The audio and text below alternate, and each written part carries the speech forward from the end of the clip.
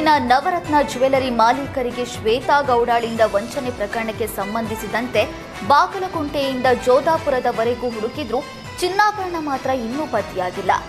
Navratna jewellery ಮಾಲೀಕರಿಂದ Shweta Gowda 2 KG 945 gram ಚಿನ್ನಾಭರಣ ಪಡೆದಿದ್ದು, ಆ ಚಿನ್ನಾಭರಣವನ್ನ ಬಾಗಲಕೋಟೆಯ ರಾಮದೇವ್ ಜ್ಯುವೆಲರಿ ಮಾಲೀಕ ಚೆನ್ನಾರಾಮ್ಗೆ ನೀಡಿರುವ ಬಗ್ಗೆ ಮಾಹಿತಿ ಇತ್ತು. ಚೆನ್ನಾರಾಮ್ನನ್ನ ಬಂಧಿಸಿ ಪೊಲೀಸರು ವಿಚಾರಣೆ ಮಾಡಿದ್ರು. ಖಚಿತ ಮಾಹಿತಿ ಆಧರಿಸಿ ಚಿನ್ನಾಭರಣ ವಶಪಡಿಸಿಕೊಳ್ಳುವುದಕ್ಕೆ ರಾಜಸ್ಥಾನಕ್ಕೆ ಪೊಲೀಸರು ತೆರಳಿದ್ರು. ಆದರೂ ಚಿನ್ನಾಭರಣ ಮಾತ್ರ ಪತ್ತೆಯಾಗಿಲ್ಲ.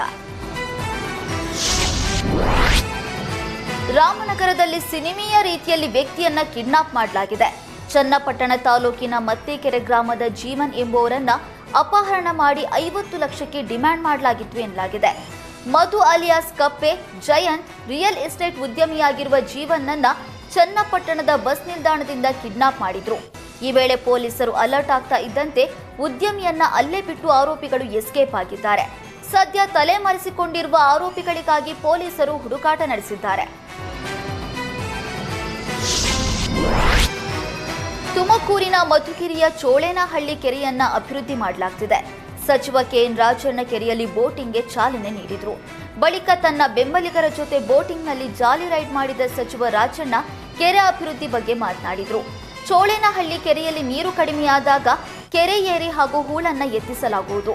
ಈ ಕೆರೆ ನೋಡೋದಕ್ಕೆ ಸುಂದರವಾಗಿದ್ದು ಪ್ರವಾಸಿಗರನ್ನ ಕೈಬೀಸಿ ಕರೆಯುತ್ತೆ. ಈ ಕೆರೆಯಲ್ಲಿ ಶಾಶ್ವತವಾಗಿ ದೋಣಿ ವಿಹಾರಕ್ಕೆ ವ್ಯವಸ್ಥೆ ಮಾಡಲಾಗುವುದು ಎಂದು ಸಚಿವ ರಾಜಣ್ಣ ಭರವಸೆ ನೀಡಿದರು. ವಿಶ್ವವಿಖ್ಯಾತ ಬೆಂಗಳೂರು ಕರಗ ಮಹೋತ್ಸವಕ್ಕೆ ದಿನಾಂಕ ನಿಗದಿಯಾಗಿದೆ. ಈ ವರ್ಷ ಏಪ್ರಿಲ್ 4ರಿಂದ ಏಪ್ರಿಲ್ 14ರವರೆಗೆ ಬೆಂಗಳೂರು ಕರಗ ಮಹೋತ್ಸವ ನಡೆಯಲಿದೆ.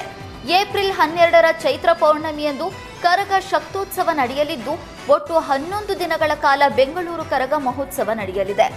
ಈ ಬಾರಿಯೂ ಪೂಜಾರಿ ಎ ಜ್ಞಾನೇಂದ್ರ ಕರಗ ಹೊರಲಿದ್ದಾರೆ. ಬೆಂಗಳೂರು ಕರಗ ಸಂಬಂಧ ಸೋಮವಾರ ರಾತ್ರಿ ಸಭೆ ನಡೆಯಿತು.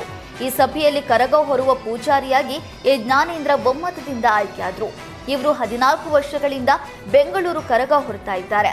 ಈ ವರ್ಷ ದ್ರೌಪದಿ ದೇವಿ ಕರಗ ಹೊತ್ತರೆ 15 ಬಾರಿ ಕರಗ ಹೊತ್ತಂತಾಗಲಿದೆ. ಈ ವರ್ಷ ಅವರು ಕೊನೆಯ ಬಾರಿ ಕರಗ ಹೊರಲಿದ್ದಾರೆ.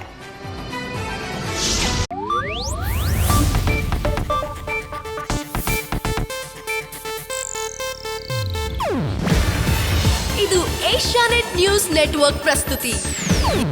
ನೀವು ನೋಡ್ತಿದ್ದೀರಾ ಏಷ್ಯಾನೆಟ್ ಸುವರ್ಣ ನ್ಯೂಸ್.